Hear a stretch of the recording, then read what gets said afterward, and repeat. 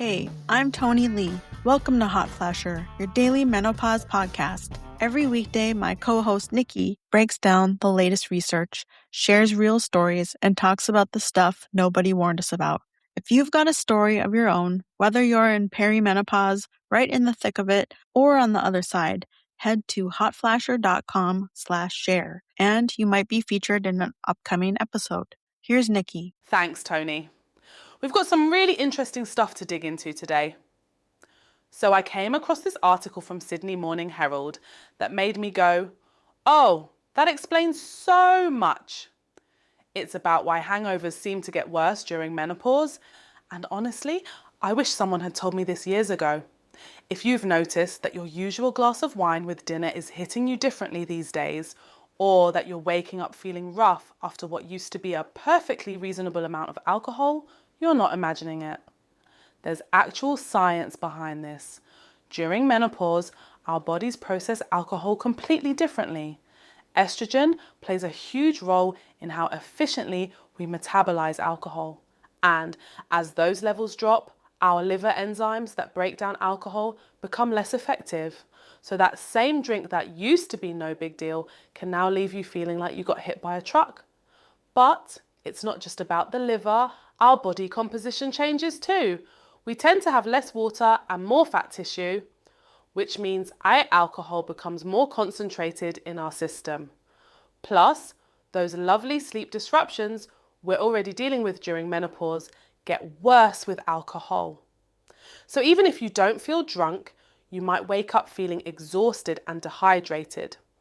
What really caught my attention in this research was how alcohol affects our already fluctuating blood sugar levels.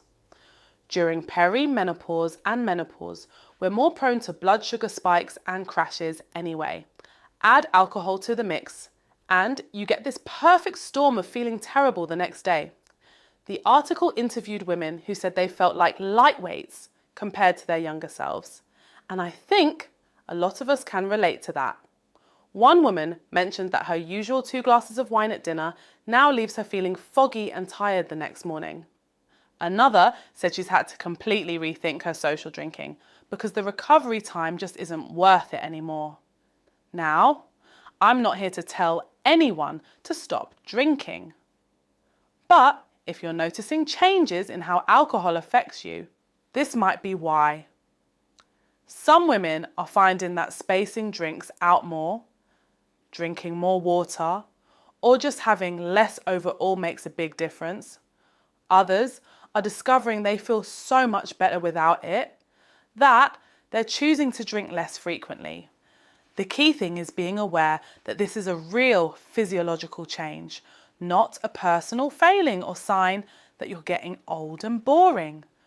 Your body is literally processing alcohol differently now.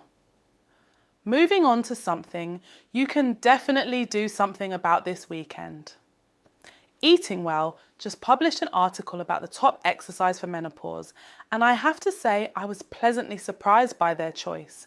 They're recommending strength training, specifically resistance exercises. Not cardio, not yoga, not Pilates, though those are all great too. Straight up strength training with weights or resistance bands. The reasoning makes total sense when you think about what's happening to our bodies during this transition. We're losing muscle mass at an accelerated rate once estrogen drops.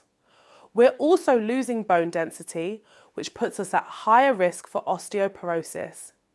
And our metabolism is slowing down, partly because we have less muscle tissue burning calories. Strength training addresses all of these issues directly. When you lift weights or use resistance bands, you're literally telling your body to maintain and build muscle mass. You're also putting beneficial stress on your bones, which encourages them to stay strong. And muscle tissue burns more calories at rest than fat tissue, so maintaining muscle helps with weight management. The article specifically mentions that strength training can help with some of the symptoms we deal with too. Better sleep, improved mood, more energy, even better balance and coordination. Research from the American College of Sports Medicine suggests that post-menopausal women who do regular resistance training see improvements in bone density, muscle strength, and overall quality of life. What I appreciate about this recommendation is that it's not asking us to become marathon runners or spend hours at the gym every day. They are talking about 2 to 3 strength training sessions per week, focusing on major muscle groups. That's totally doable for most people. You don't need fancy equipment either. Resistance bands, dumbbells, even body weight exercises like squats and push-ups count. The key is progressively challenging your muscles so they adapt and get stronger. If you're new to strength training, the article suggests starting with lighter weights and focusing on proper form. Many community centres and gyms offer classes specifically for women over 50, which can be a great way to learn the basics and meet other women going through similar experiences. This brings me to our third story, which is about Megyn Kelly sharing her menopause transformation at 55. Now, I know celebrity health stories can sometimes feel out of touch with reality, but there were some practical details in this one that I thought were worth talking about. Kelly talked about how she gained weight during menopause, despite doing the same workouts and eating the same way she always had. Does that sound familiar to anyone else? She described feeling like her body had betrayed her, which is something I hear from listeners all the time. What she ended up doing was working with doctors to address her hormone levels, but she also made some specific changes to her diet and exercise routine. She increased her protein intake significantly, focusing on getting protein at every meal. She also shifted from doing mostly cardio to incorporating more strength training, which ties right back to what we were just talking about. The diet changes she mentioned were interesting too. She started eating more anti-inflammatory foods and cut way back on processed foods and sugar. Nothing revolutionary, but she said the combination of addressing hormones and changing her approach to nutrition and fitness made a huge difference in how she felt.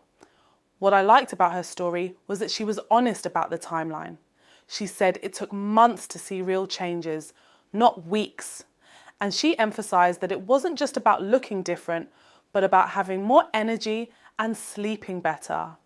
She also talked about the mental shift of accepting that her 55-year-old body needs different things than her 35-year-old body did. That's something I think we all struggle with sometimes. We keep trying to do the same things we've always done and wondering why they're not working anymore. Kelly mentioned working with a functional medicine doctor to optimize her hormone levels, but she was clear that the lifestyle changes were just as important as any medical interventions. The strength training, the protein focus, the better sleep habits, reducing stress where possible. I think her story is a good reminder that transformation at this stage of life is totally possible, but it might require a different approach than what worked for us before. And it's definitely not just about willpower or trying harder. Our bodies have different needs now, and working with those changes instead of against them seems to be the key. So, as we head into the weekend, maybe think about which of these topics resonates most with you. Are you noticing changes in how alcohol affects you? Could you try incorporating some strength training into your routine? Or maybe it's time to have an honest conversation with yourself about whether your current approach to health and wellness is actually serving your body as it is right now, not as it was 10 years ago. Thanks for hanging out with me this week. If you're finding value in these conversations, please hit subscribe on whatever platform you're using so you don't miss an episode. Have a wonderful weekend, and I'll see you back here Monday. Thanks for listening to Hot Flasher. We're back tomorrow with more, so don't forget to subscribe. See you tomorrow.